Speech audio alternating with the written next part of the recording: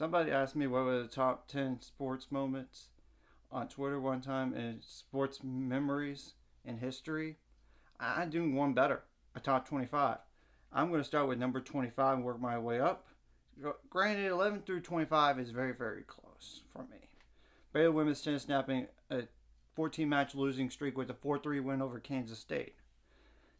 It happened, that losing streak, because of injuries, and they had a rough go with injuries, and they didn't make the postseason, but it didn't matter. They had to get a win, and they found a way to win, and they had to play a walk-on at number 6 singles, and even number 5 at times. They were down 2 players that were not even eligible for that year, despite enrolling. So they had to play one player short. Not really short, but those 2 of those players were the better ones. And that hurt them that year. Number 24, John Isner versus Kevin Anderson, Wimbledon in 2018. 6 hours, 36 minutes. One of the longest matches of all time. And that was in 5 sets.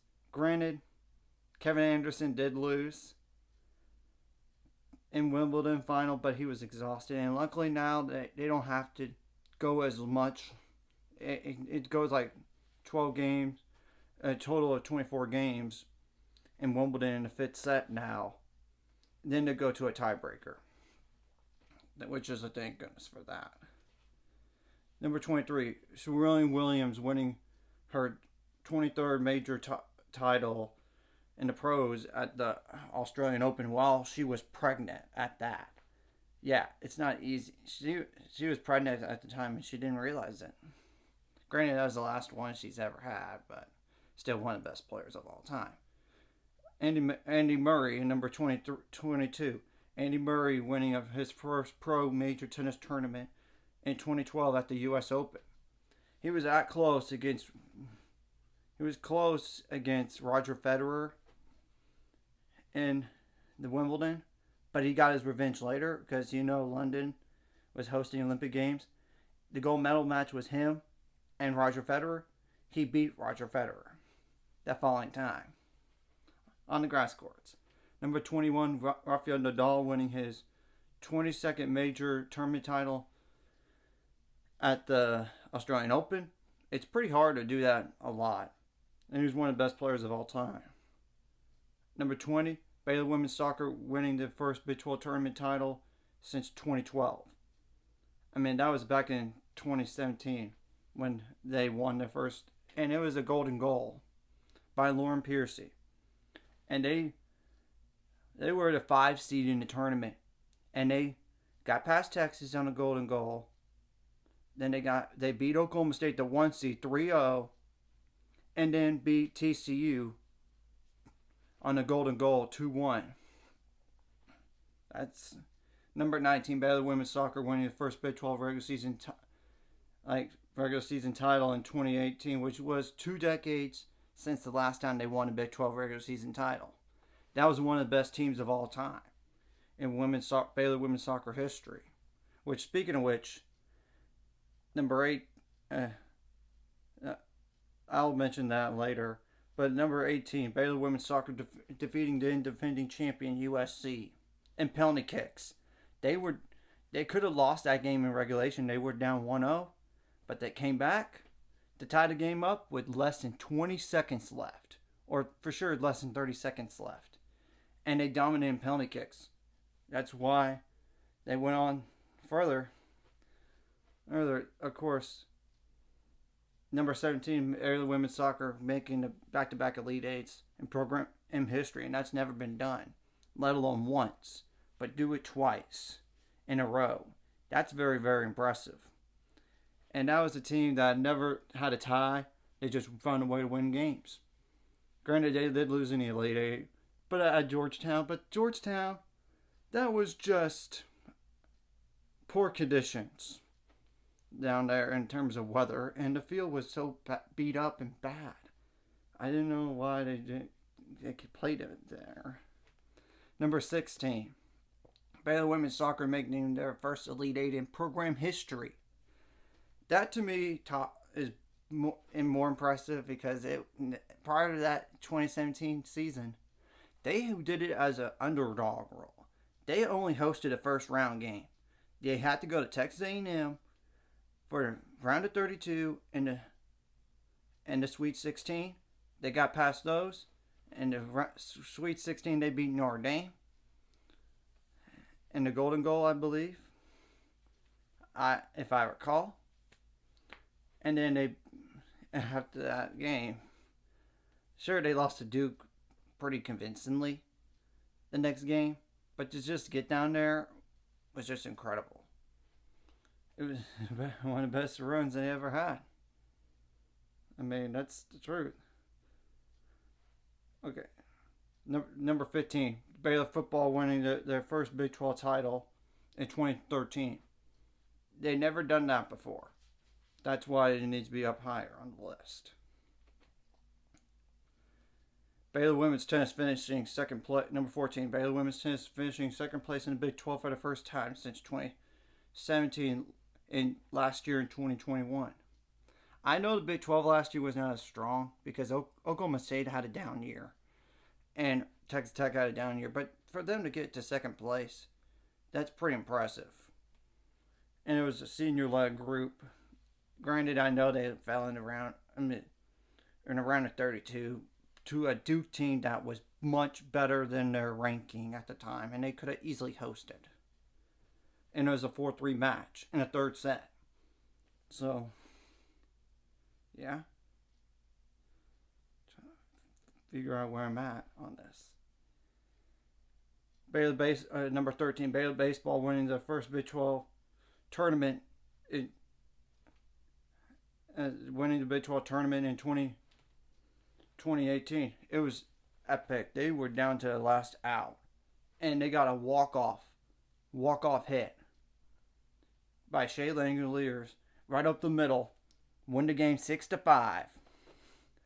What's ironic is if you mention that 61-58, you get rid of the 1 and the 8, it's 6-5. It was just crazy because TCU had a chance to win, but they didn't do it. Of course, number 12, Baylor football making their first bowl game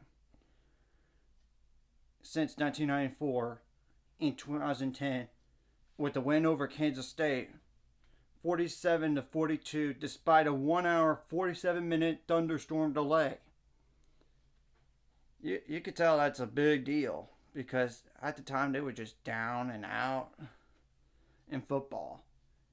I mean, they were really bad. But Art Browse, which I know what he did was wrong, but he led that program out of the ashes. So he eventually got them back down to the ashes with all that happened.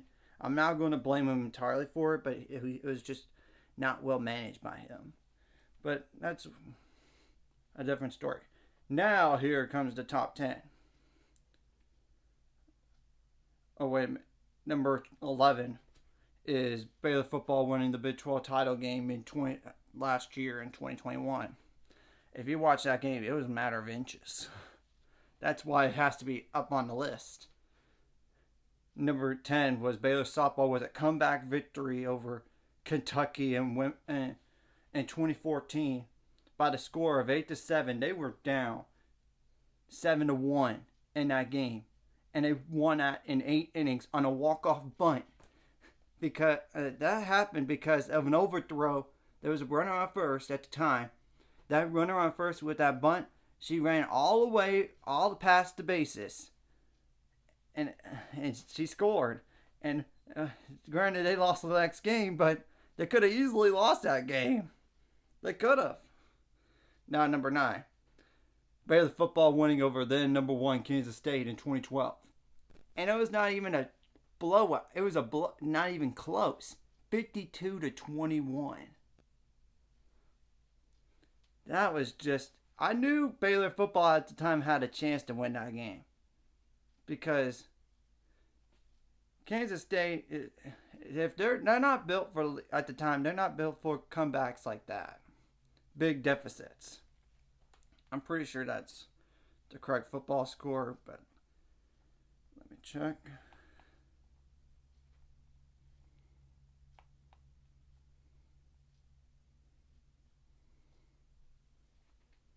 And that game turned it around for them in Baylor football anyway, just to even get to a bowl game. They finished the season 8-5 with the bowl game win. Yeah, actually 52-24, but still, you win by 4 touchdowns against the number 1 team in the country. Come on now, that has to be on the list in the top 10. Number 8, Baylor football knocking off Oklahoma for the first time in 2011. I mean, they were winless prior against Oklahoma, and they did it with a touchdown throw from RG3 to Terrence Williams back at the corner in the end zone with 8 seconds left. Then Baylor squib kicked it, and Oklahoma didn't touch the ball. Baylor recovered it by Clay Fuller, which unfortunately his older brother Cody Fuller passed away recently at age 39 due to cancer.